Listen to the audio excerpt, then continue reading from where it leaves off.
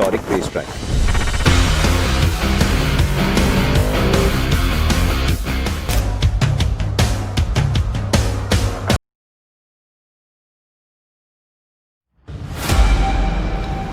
Eventually, you're going to want to go faster.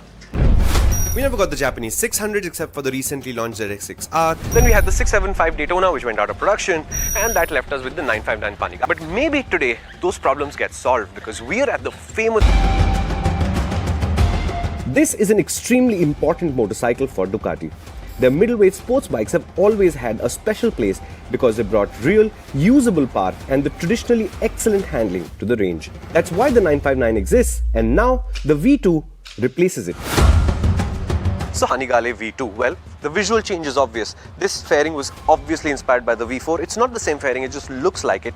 Some of the other bodywork is familiar, but if you want a single-seater tail, that's an accessory you'll have to purchase, and it does have a better seat. So inside the fairing is the same engine, but now it has 2 injectors per cylinder, and what they've managed to do is get 5 bhp and 2 Newton meters of torque more while making it Euro 5 compliant, which is a huge achievement.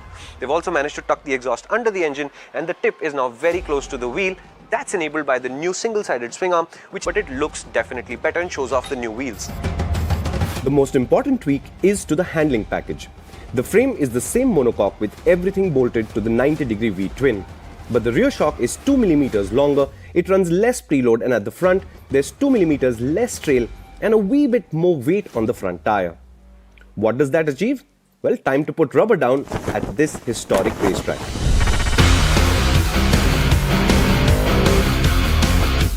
The V2 proved to be a good bike to learn a new racetrack with. It's easy, friendly and predictable, so you can almost ignore it while you're busy learning the track layout. And when you up the pace, you quickly realize why middleweights are so highly rated. It's because they are wonderful sporting motorcycles. The power is at a scale where it never feels lacking, but it also never feels like you're missing out. You couldn't ask for a better stepping stone to the really big power, which honestly not many of us will ever be able to use. And yes, I do realize how silly calling a 155 bhp bike sounds, but hey, that's the magic of electronics for you. The electronics work brilliantly, and that's no surprise. The V2 has the full suite from the V4, apart from a couple of features.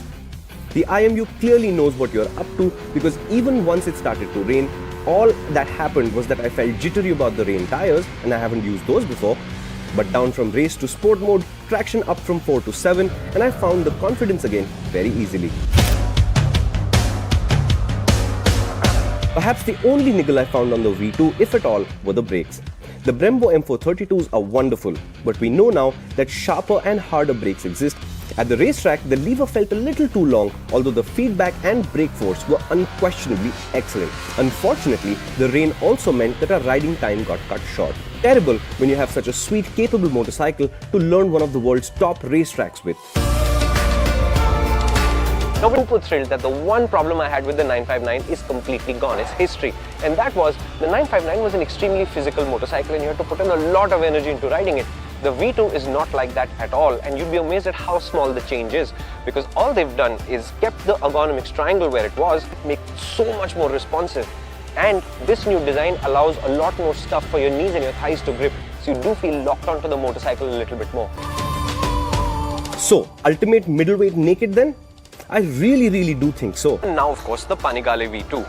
And in some ways, the V2 is exactly like the V4. It's tactile, it's easy to ride, you feel a lot of what's going on, and it looks like that. But in very crucial ways, it's not like the V4 at all. You don't really have to figure out how to deal with so much power, and in that sense, this is the sport bike that many people will hop onto, figure out how to ride it, and then go faster and faster. In that sense, they've nailed it. Despite the design, despite the update in the electronics, and despite all the changes, there is likely to be no price hike at all. This historic racetrack.